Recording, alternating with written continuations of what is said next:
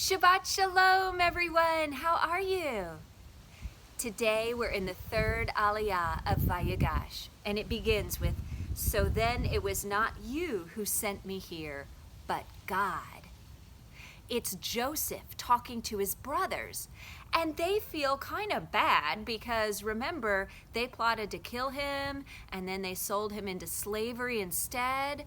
And now they're just being reunited, and they're finding out, first of all, that Joseph is alive, and he is in charge of all of Egypt. And they're in a time of famine. Famine, do you know what that means? That means there's no food. And so they've gone all the way to Egypt, where God had arranged for Joseph to be in charge of collecting food.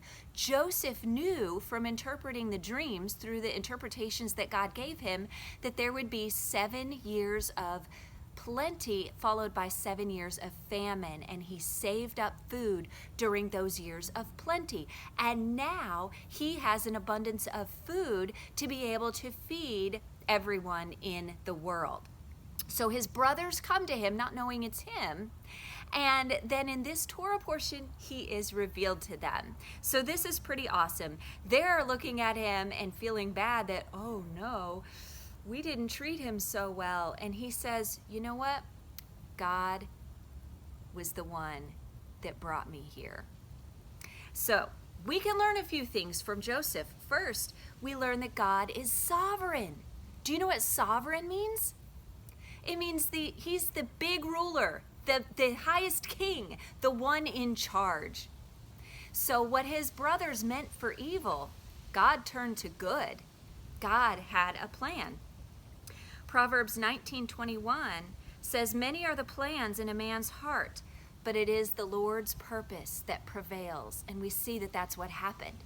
So the first thing we can learn from Joseph is that God is sovereign. And the second thing is that God has a plan for our lives. It's like a roadmap. He has a final destination of where we go on our journey. Not all the stops are great, are they? No. Joseph was sold into slavery. He was falsely accused. He was put into prison, and he rotted there for a while before people remembered him, right? But now he's in charge. God had a plan for his life. Proverbs 3 verses 5 and 6 says that if we trust in the Lord with all our heart and do not lean on our own understanding, if we acknowledge God in all our ways, he will make our paths straight.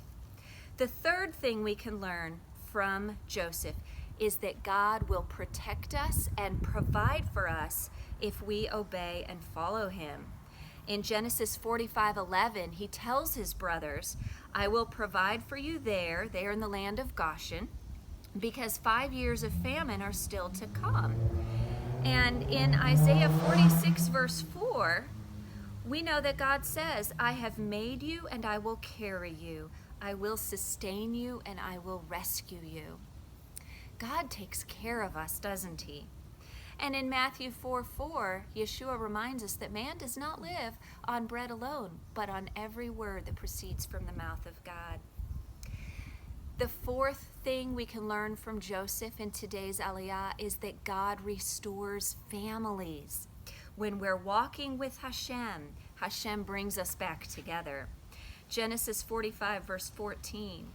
Joseph threw his arms around Benjamin and wept, and Benjamin embraced him, weeping, and he kissed all his brothers and wept over them. Afterwards, his brothers talked with him. What a beautiful picture. It reminds me of Psalm 133 verse 1. How good and pleasant it is when God's people live together in unity. So, to review, there are 4 things that Joseph teaches us in this passage. That God is sovereign, that God has a plan for us, and it's bigger than we can see, that God will protect and provide for us if we obey and follow him, and finally, we can trust that God will restore our families. Shabbat Shalom.